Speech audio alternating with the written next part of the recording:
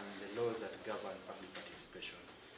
We don't have, as mentioned earlier last week, we don't have a law per se that governs public participation, although there's a bill currently at the Assembly trying to fix that. But currently we are working with the presidencies and other best practices, for example, for counties that have been doing public participation, and that is what we've been working with. I'm sure you're aware that as a county we have a Public Participation Act that supposes, describes what a public participation needs to look like in terms of how it's supposed to be structured. But of course we look at look at the principles and see if it really coincides with what the law requires. One is accessibility. When there's a call for public participation, we need to be aware who the public participation has to conform to the principle of accessibility. For example, wakiitisha public participation, where is the venue? Okay? So when you talk about accessibility, is one, the venue of where the activity is supposed to take place. For example, if it is Kapsabet town, most of the times the public participation venue usually is at St. Peter's. It means that the venue has to be a place where the target population can access the place. Of course, if we go deeper, we look at the accessibility of the venue itself. If it is accessible, for example, for people living with disability, the old and the young. So it encompasses all that when we talk about accessibility. The other principle, itakuwa ni openness. Before the public participation happens, we are supposed to have all the documents up front in good time, okay? So one, it's up front. Number two, in good time, means that if we're going to give proper feedback, we need to have access to all the documents in good time so that we look at them, study them, and then when you come for public participation, we are able to give proper feedback. Then number three, once we have the documents and in proper time, the notice, of course, usually goes to a newspaper in circulation. Mostly that is what the law requires. But also they need initiative. The county can even do posters, and sometimes even a roadshow, just to let people know that there's going to be public participation for a particular document of the government. Okay? Inclusiveness. Sometimes the law requires, not even necessarily the law, sometimes the principles requires that the entity that is doing public participation or advertising public participation actually goes out to make sure that the public participation is well attended, by sometimes even specifically sending messages to particular people so that they attend. You realize that for inclusiveness, sometimes you need to go out of the way to make sure that everybody is included, so that when there's maoni kipatiano, we get opinion from all the sectors of the society. So we get the opinion from the old, the young, and all sectors, and the youth also. The other principle is timeliness. When you're talking about timeliness, all the documents that we do, all the public participation that is done, usually has timelines. Now you'll learn that later when Albert will go through the documents. You realize each of them has a timeline. For example, the budget usually lazima iwe somewhere by 30th of June, okay?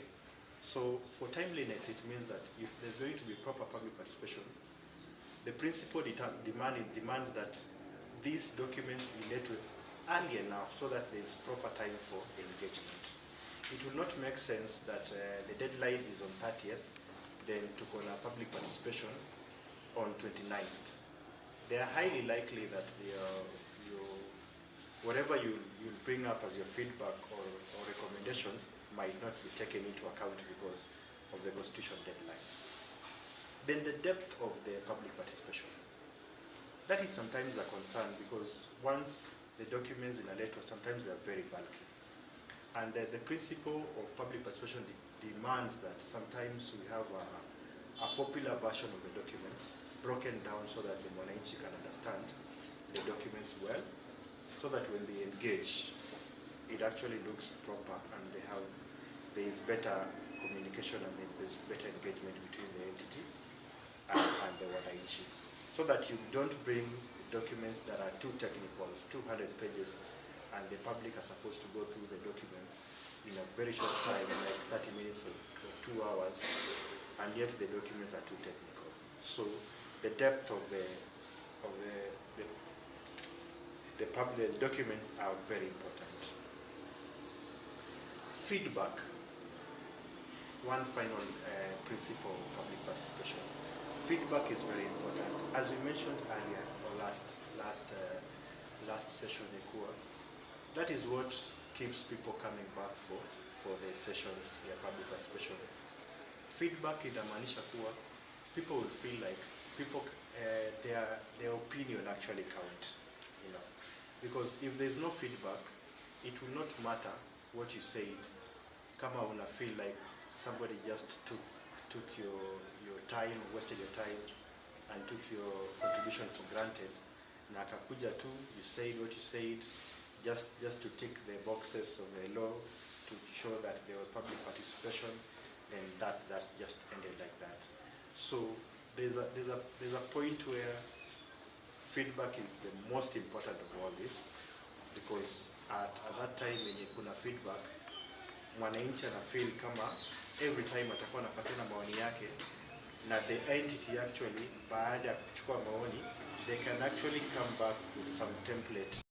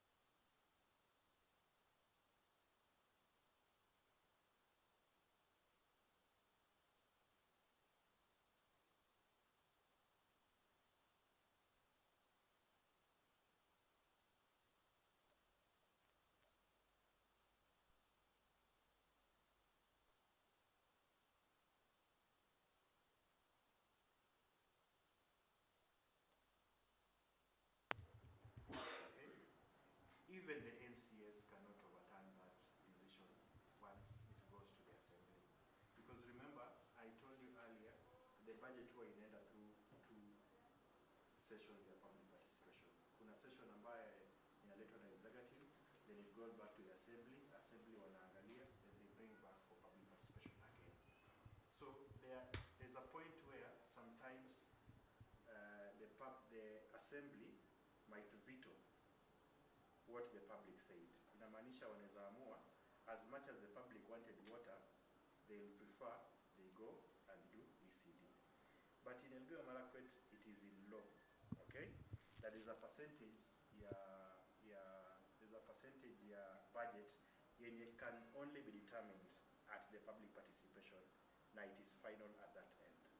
So that is something also we can look at and probably adapt, because that is the only way wananchi can be sure that every time they come for public participation and their decision is final at the stage where they make that decision.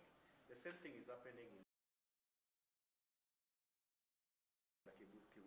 they have a very comprehensive public participation module where there are stages from the lowest level until there's a council that sits with the governor at the top end, ambao the county council. at the county level, where they are represented from down and in. So there is negotiation from the lowest level and the highest level, where they sit with the governor to decide on the priorities in the county. I hope you're getting. Okay, so with that, I'm going to hand it over to Albert. He's going to take their budget making, then we'll come back to now. We'll marry the two, public participation and budget here. Thank you. Albert. Okay, thank you, Paula. As my brother or my colleague Paul has mentioned above, we have the budget making process and the budget cycle in general. First, we would like to look at documents that normally the county government I'll generalize to the county level. We have the CIDP. This is the 5-year plan that entails the development programs and projects for the county. And then we go to ADP, that's the annual development plan, and it's normally derived from the CIDP, so that we get a 1-year plan. It's a 1-year plan, as the name suggests, annual development plan. And then we have the CFSP and the program-based budget. So what are some of the key stages in the budget making process? So first we have the formulation process. This entails compiling and analyzing of financial income and expenditure, and then allocating funds for specific purposes within a given time frame. And it's normally done by both the executive and the county assembly. We have the approval. This is a function of county assembly. The proposed budget estimates are approved and reviewed by parliament or county assembly in this case. And then we have implementation. These are the activities specified to be carried out in the specific budget and are executed. And then we have audit and oversight. This is where the common mananchi comes in. It's the review of the previous income and expenditure of an entity for a specified time frame. Audits are carried out to check out on the projects being implemented, whether they are being carried out as stated by the budget, to check on the absorption rates in sectors, including carrying out social audits to keep track of the government spending. So the stages of the responsible actor, we have said formulation. We have the executive in the county level and the national treasury and the national government. And then approval, it's done by the county assembly in the county governments and the national assembly through the budget and appropriation committee in the parliament. Implementation is done by the executive, the county assembly, and with the help of the control of budget. And then audit stroke oversight is done by the Auditor General and National Public Accounts Committee. We have pick and pack in the county assembly. So in the formulation process, we have the budget circular. This is a document that identifies the key policy areas and cross-cutting issues among sectors to be taken into consideration when preparing the budget. Also includes the calendar for public participation. E.g., it can state that the sectors should identify how they shall address the certain issues such as poverty, climate change. Public don't really participate in this stage, although there is a public participation calendar provided. The annual development plan, it's the key planning document in counties as it contains the strategic priorities for the coming year. It may also contain major capital projects that can be also used to modify for update or update the CIDP. Remember, if a project is not mentioned is not captured in the CIDP, it cannot appear in the ADP. So the ADP only allows for it to be amended so that it can appear in the final budget. And then there is no specified day for its approval, although it should be made public to the public after 7 days itself. And then we have the county budget review and outlook paper. It gives us provincial answers to how big the budget will be, how it will be funded, whether there will be a deficit, and how we will distribute resources among sectors.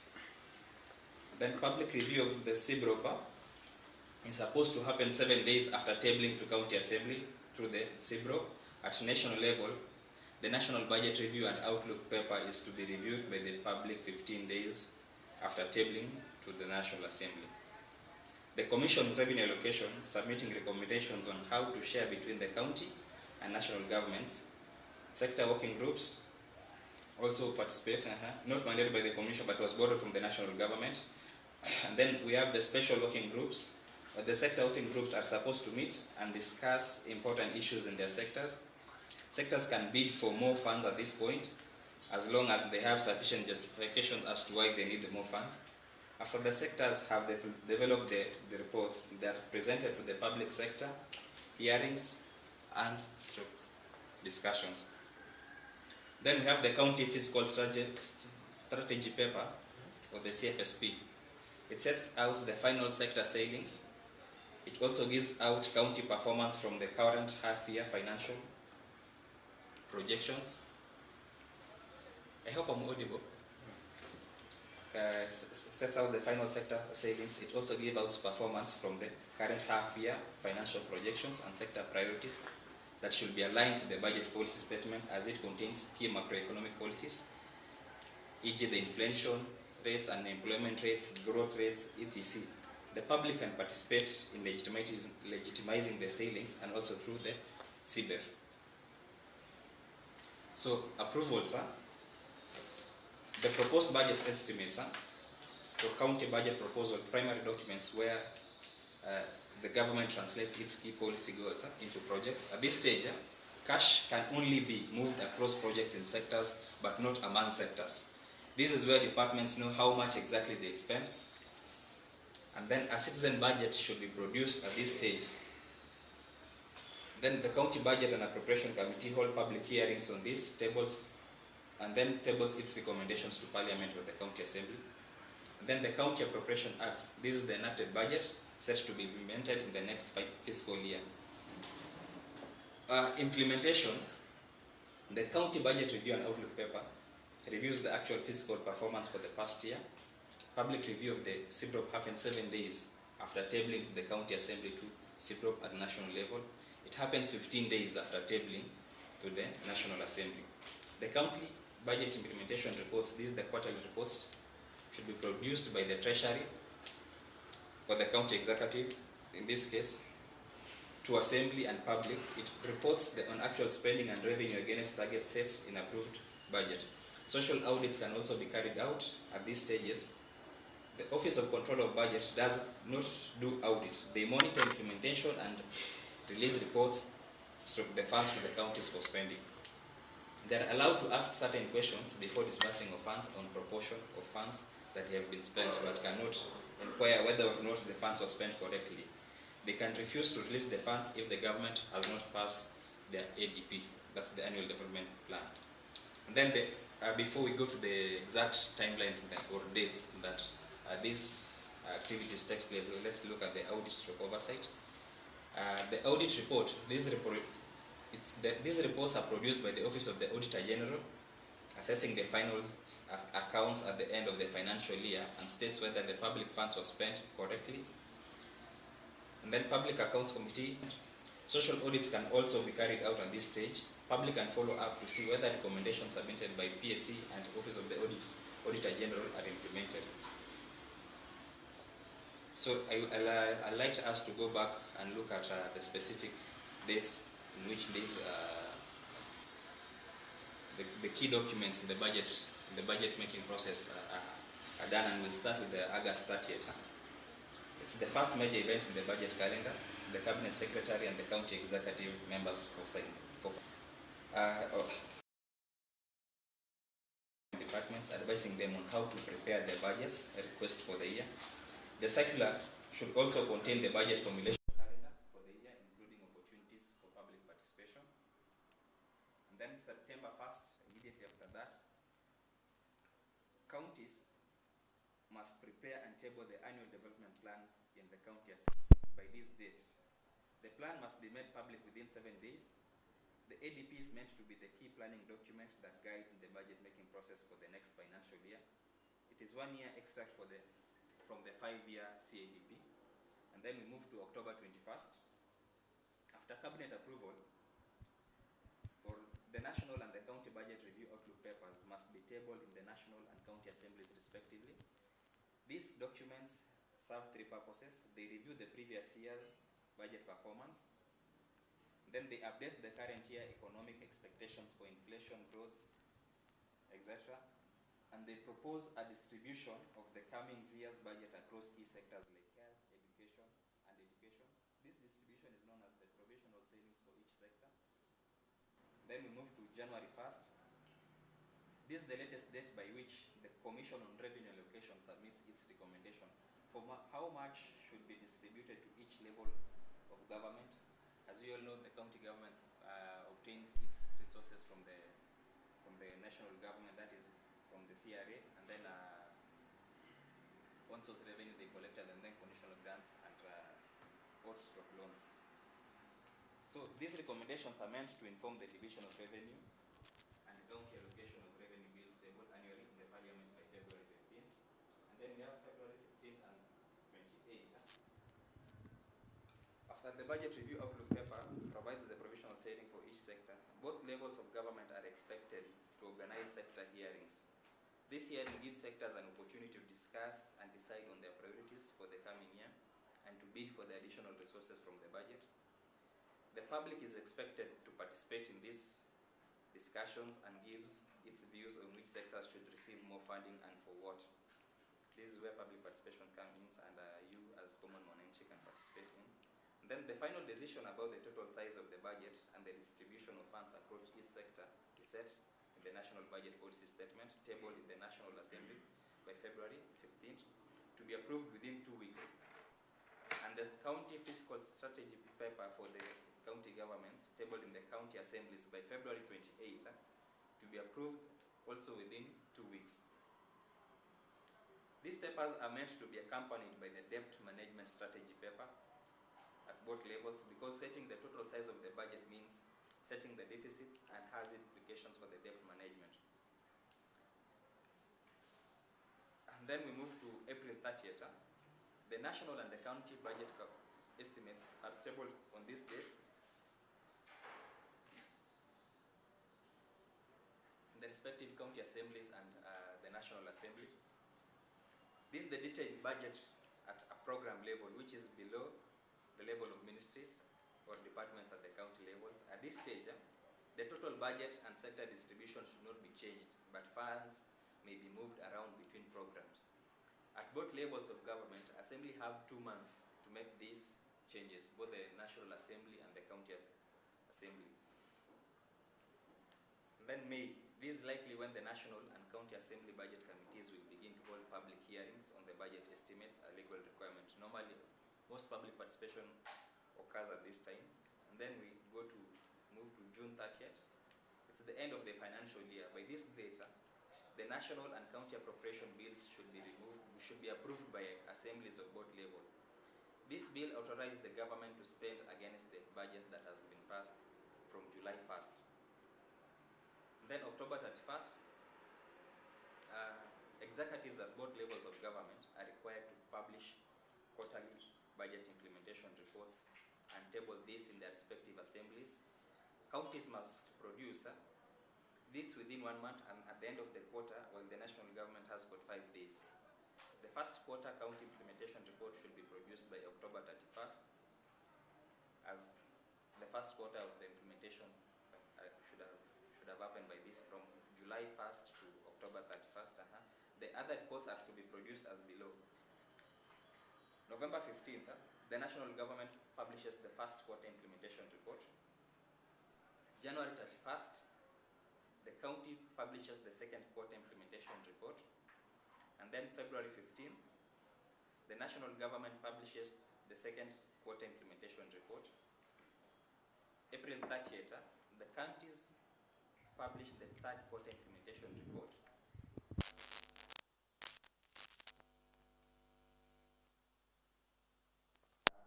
And then July 31st, the counties should have published the fourth quarter implementation report.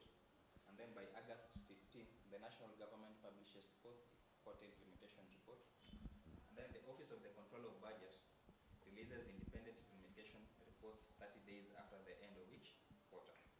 So the last date is the December 31st, and this is the date that the Auditor General should produce and publish an audit report on the previous financial year within 6 months of its close.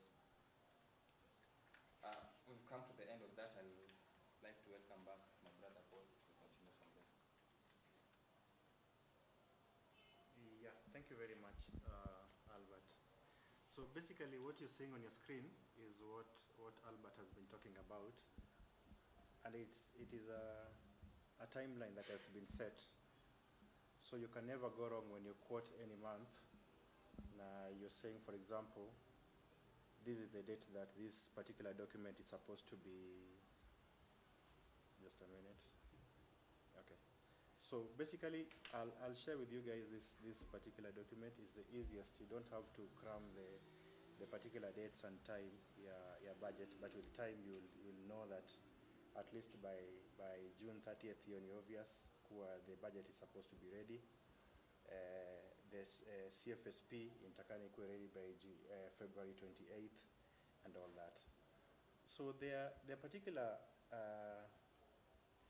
organizations ama structures zenye imewekwa kwa katiba ambaye inatupatia nafasi ya kuparticipate. The first one is called CBEF, County Budget and Economic Forum. County Budget Economic Forum, it is usually formed the first time governor anapoingia kwa ofisi. Just the first order of the day usually ni kuset up CBEF. CBEF huwa ina involve if the cabinet ni watu wa 10, the law allows the governor to nominate 10 more non. It nominate watu from outside the government. Okay? So there are various sectors. Could be professionals, could be the youth, could be women, could be from the Chamber of Commerce or traders, could be from any other sector that is not from the state. Okay?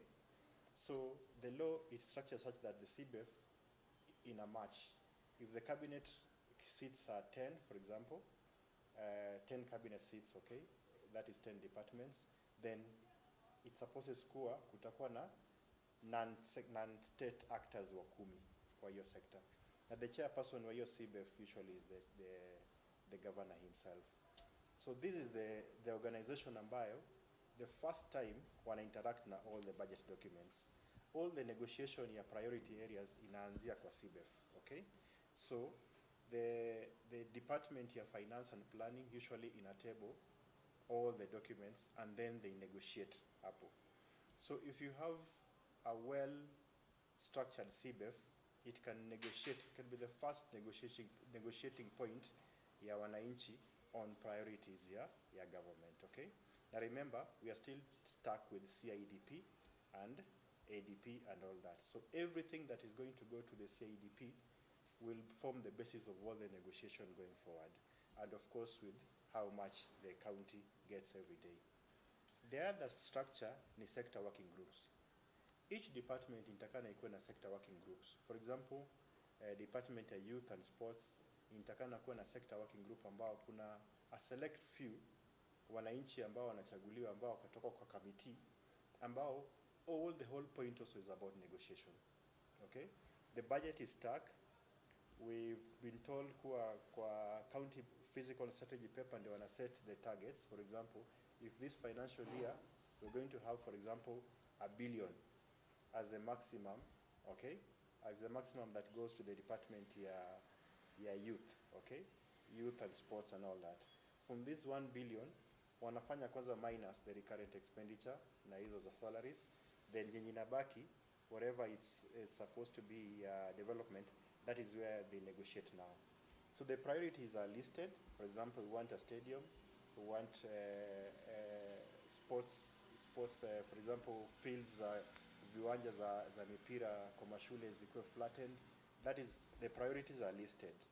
Then there is negotiation on which ones are going to be the start, itafanywa lini, you know, and also distribution across the county. So each department intakana ikuwe na sector working groups that is supposed to be already engaging. Then finally, we have the public participation ambayo tumeongelea kwa kila sector. Kila document ambayo imekuwa mentioned, that is the CIDP, ADP, the county fiscal strategy paper, the county budget review and outlook paper, and then the budget itself, lazima kuwe na people are getting involved by negotiating, by kuja na priorities zao. Of course, remember that I told you last week that every division of revenue is still political. So despite the fact that you have your own priority, governor pia akona priority yake because he has a manifesto, okay? He has a manifesto he has to implement. Inamaanisha kuwa yeye pia akona priority yake. So it's about negotiating. So it is a give and take. There are some you're going to win, some you're not going to win, but what is important ni to make sure that you're part of the negotiation, okay? So those are the three structures ambayo yuko kwa katiba ambayo ina allow for public participation. There are structures that are legal, that yenye wanakaa tayari na executive, and then there are other structures kaya public participation yenye anybody comes, okay? So again, two of them, the assembly inafanya and then the executive pia inafanya. There are many ways where we can still participate without necessarily going to the public participation itself. Tuliongelea last week, you can do a petition. For example, if you feel like there's a something that really needs some intervention ya serikali, you can do a petition as a community. You write a petition. These and the documents are pretty standard, and then kuna templates ambao ziko kwa mtandao ambao you can use to do petitions, and then there are people who can also support and help when structuring the petition. Even if you go online alafu utafute nini the standing orders ya assembly and even ya national ya parliament, wako na template ya petition, so that you make sure that they don't throw out your petition because of technicality, kwa sababu hujafuata ratiba ambayo wameweka jinsi ya kuandika petition yenyewe. So you can easily get the template, and then you unajaza tu, just making sure that you put in your issues there. Then there's a memorandum. You can do a memorandum. For example, you can assemble your team, look at the document, for example, a budget, then you decide the priority this time doesn't make sense. Now we want to change our priority. So long as bado kwa CIDP, you can write a memo. Now make sure that the memo, if possible, imesainiwa na watu wengi. Because if we have numbers, it becomes better. It becomes better to negotiate when you have numbers. Na memo imeandikwa na watu wengi. Ama even organizations wanaweza ku back up. For example, if Nandi County Youth Bunge is going to do a memo, then you might approach a partner like Chamber of Commerce, the sports football teams, you know, so that the memo inakuwa na uzito because it has been backed by many people. Then finally, we have the Access to Information Act, ambayo inatupatia nafasi ya kuandika tu, just to request for any information from any office.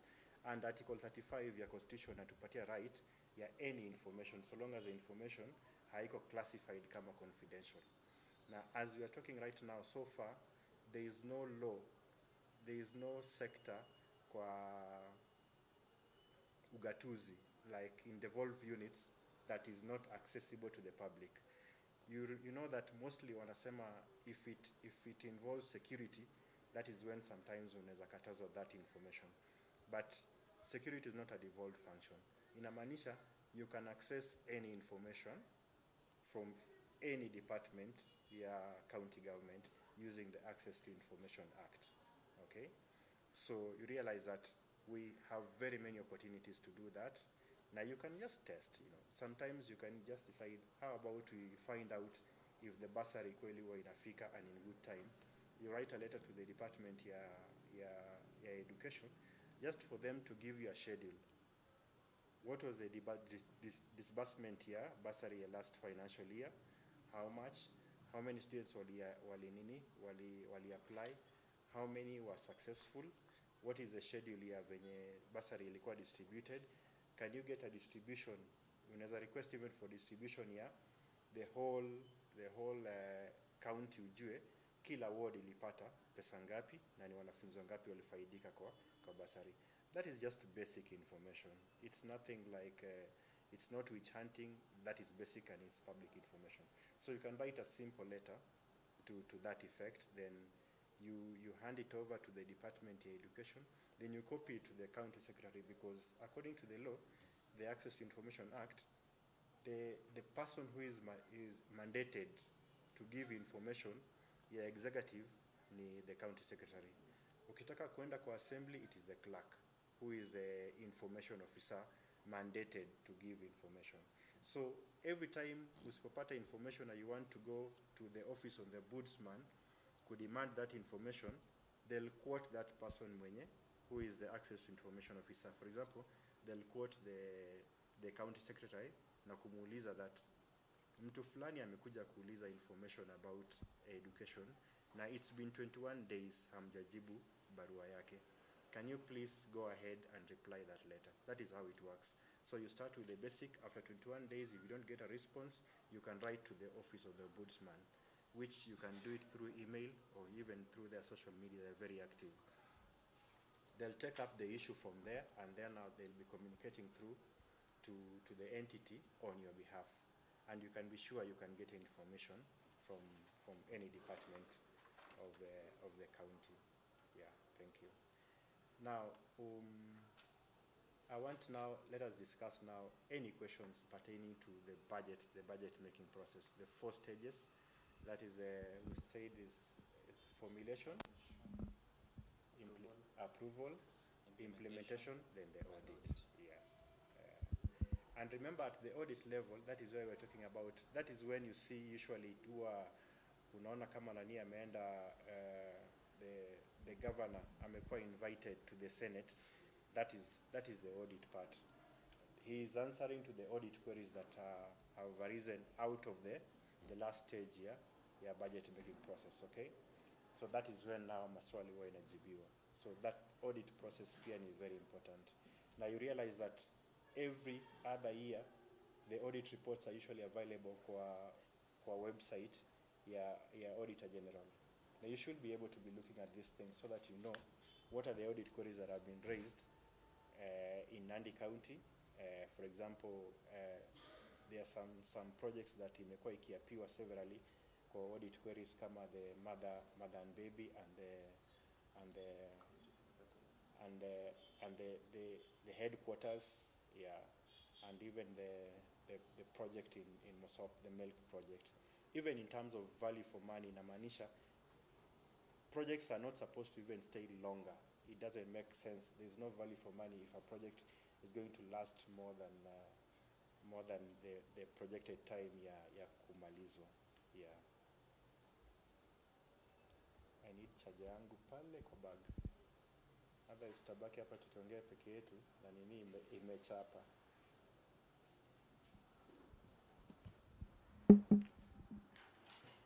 I'll take any questions now. Just unmute and ask any questions.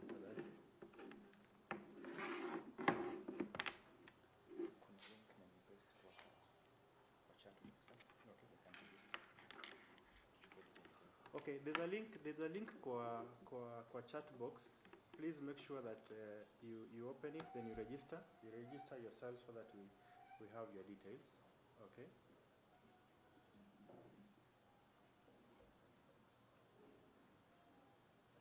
Yes, Omega, you have a question?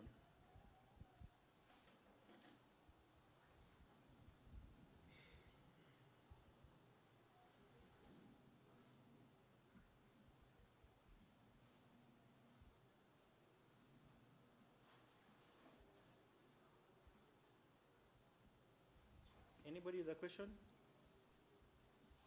Even a challenge. Which one do you want us to try out? Unaweza sema tujaribu kuandika barua kwa department gani? Which area do you have a concern with that you want to have information? So that we can try out, so that isikue hizi vitu ni theory peke yake. It is something you can try out.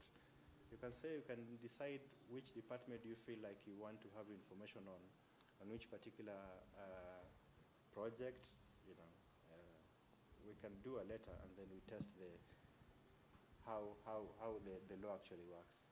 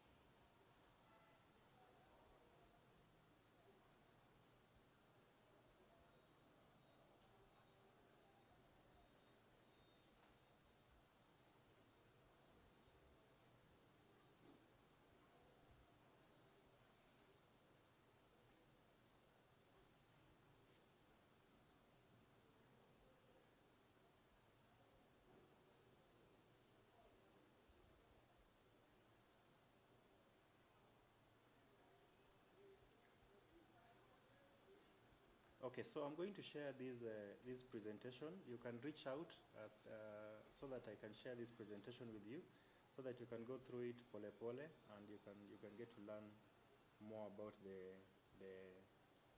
public expenditure management circle, so that you know every particular, like the one on your screen actually shows every document, the timelines, and where public are supposed to participate. So that makes it very clear. You can easily share it with anyone, and you can use it for your own reference. With that, I think Eli, are you available? You can say something before we wind up.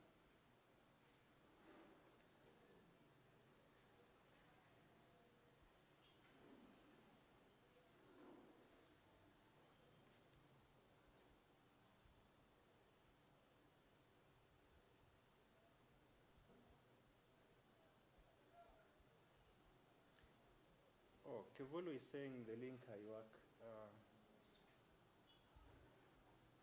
Okay, let Albert work on that then.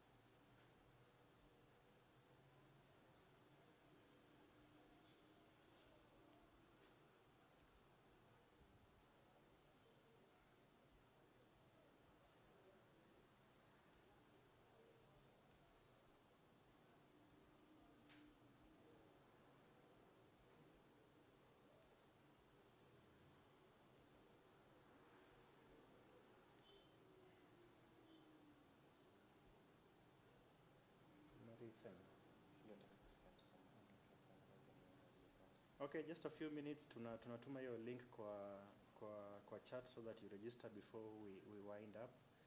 In the meantime, kama kuna any swali, just type it kwa chat, ama you just unmute and say something if you have any question.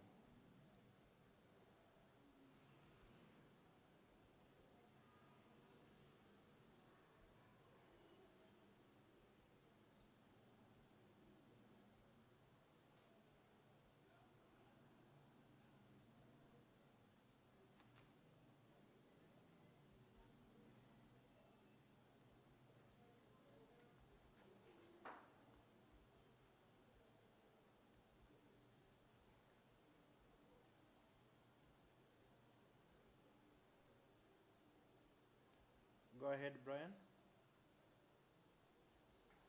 Yes, Brian?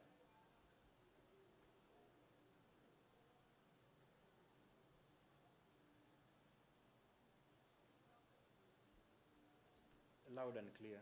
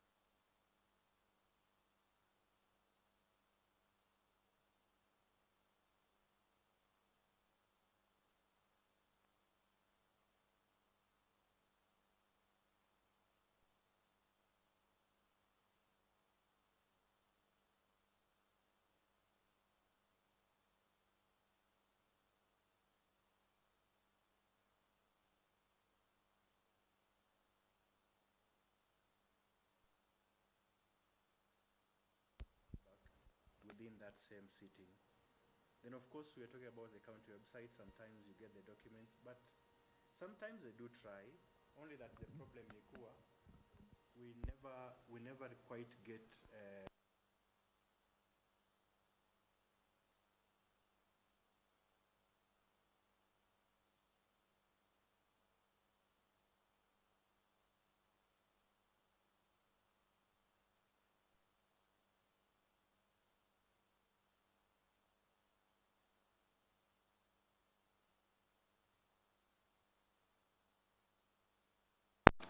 And the solution you're giving here, feedback matrix, I think it's something we can do it as an output here, engagement tuko nayo hapo, so that we can decide how about by the next sitting yenye tunafanya ya mkutano tukuwe na something like a feedback matrix yenye tunaweza amua we're going to, this is the document that you're going to use kwa public participation ambayo tunaenda, so that we try and follow up on maoni yetu tumepatiana from this public participation. Now if the county government can actually adopt it and make sure that we can track our feedback. I agree with you.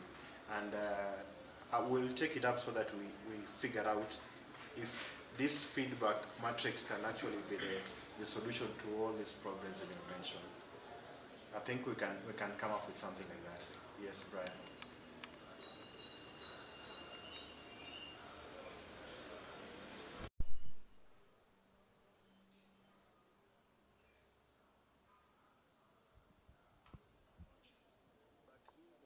Questions that we ask and these answers that we seek, it's taken as an attack. It's not taken as an accountability. Find out that when you go to a public participation, you ask about the project completion rates and the stalled projects, the recurrent expenditure, and the pending bills. You are taken as somebody who is attacking the institution, the county institution, for instance. And there's another thing also whereby I feel like if the county can destructure their teams into ward level based something like, at least whereby watu wachache sana huwa wana participate kwa hii public participation, because when we do as a constituency level, not everybody is able to attend, but at least when we do it at the ward level, itafikia sana watu wengi. Another thing is that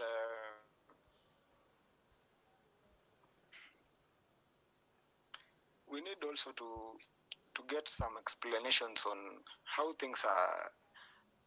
Let's say relocations, for instance, and absorption rates from previous financial years. You know, we might be doing a public participation this year, but we don't know what happened on the previous ones. So those are the things that we need to work on and at least know and understand. And another thing is that this is a great thing that we are doing today. And thank you, Paul, for this time for speaking and taking us through the public participation processes and the budget making process. It is good. I see when I see naona tuko 18 to 20 members. It will be a good thing when we involve a lot of youths, so that we can be learning. At least, you know, most of the people are not informed. Most of the people are not informed about how things work in the county level and how the government works. So at least when we reach out to a lot of youths and speak out, something like we need to do something like civic education to youth concerning the devolution, so that people can understand how the county government works, how they are doing their plans, how they allocate things, you know. So when I see some 16 members here, I'm happy for them, because we have taken something home today. And it will be better when we get some more youths. At least if it could be 100, I could feel like we have we could have reached out to almost 30 people, 30 wards within this county. Thank you. Yeah, thank you very much, Brian.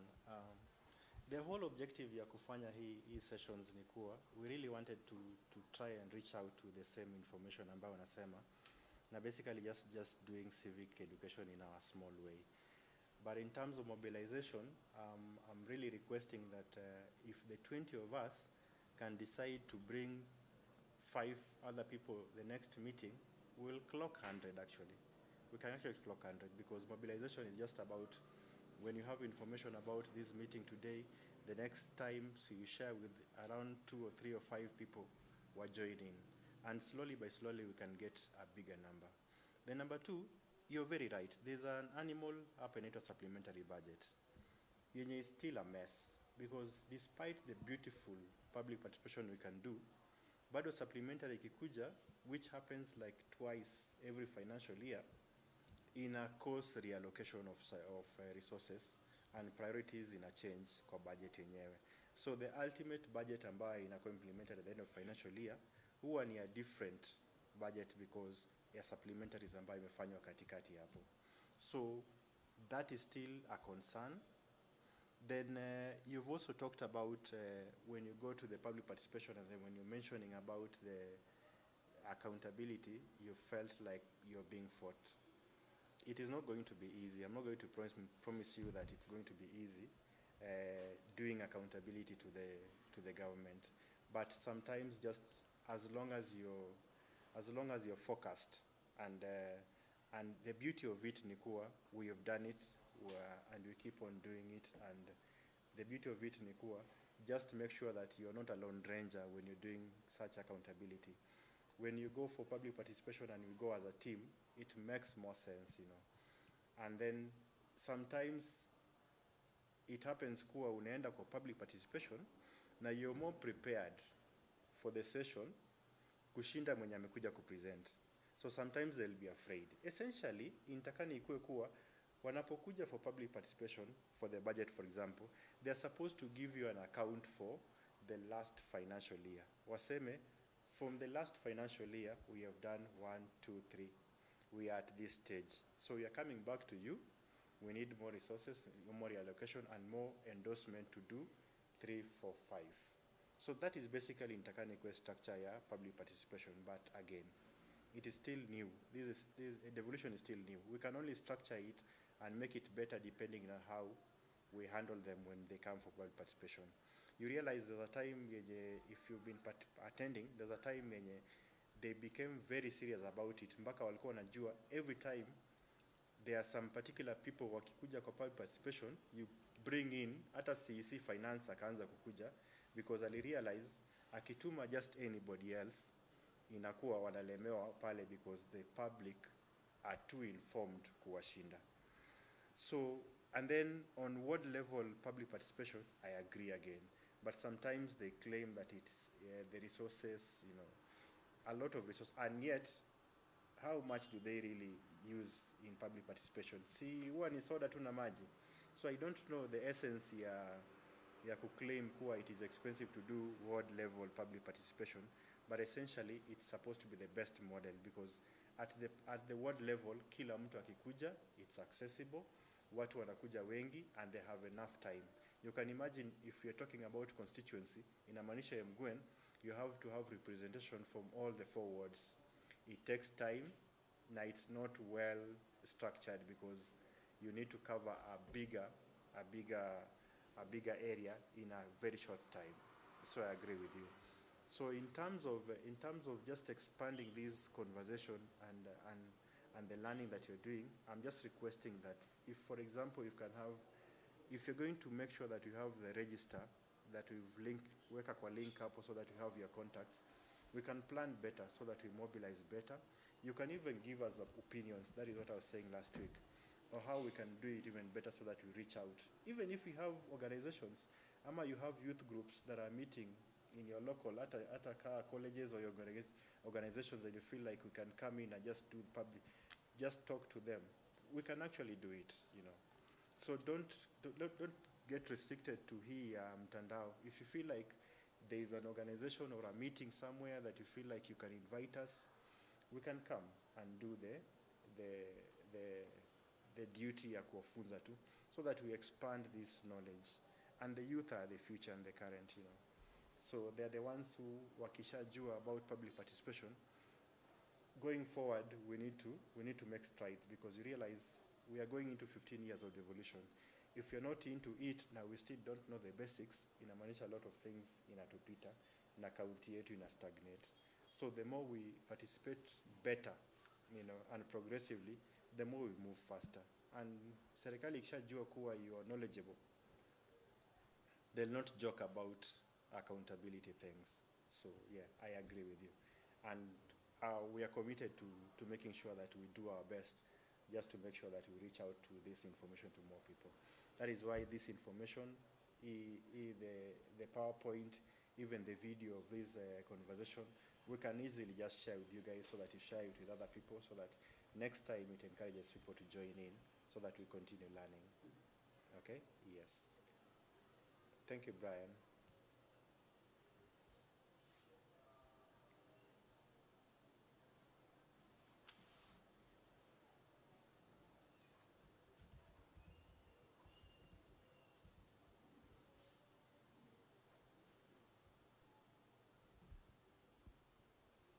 Time we'll be working together to at least to add some numbers to bring more people on the table, and even that going to the ground. I'm ready we do this thing, because at least if we can come up together and boost our and boost our muscle on the ground, at least something big will happen. Thank you. Thank you very much, Brian. Any other person who has a question? Any comment? I hope kila mtu amepata nafasi ya kujaza the document. If not, we'll still are going to share it through the networks that we shared the advert for the session. And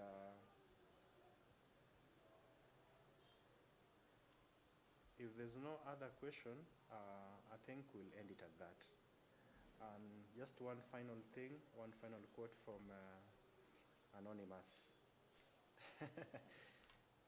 Devolution is a good thing, but it's not magic. We have to work on it, okay? Yeah, there's a chat there. I'm having a CBO group meeting. Do I call? Okay. That is Imani. Please reach out. Reach out so that we talk about it. Yes, we can do. We can offer any kind of training that you feel like the CBO needs. Just reach out to us. Maybe I can share my number so that you can just text me when you have such an engagement. 0723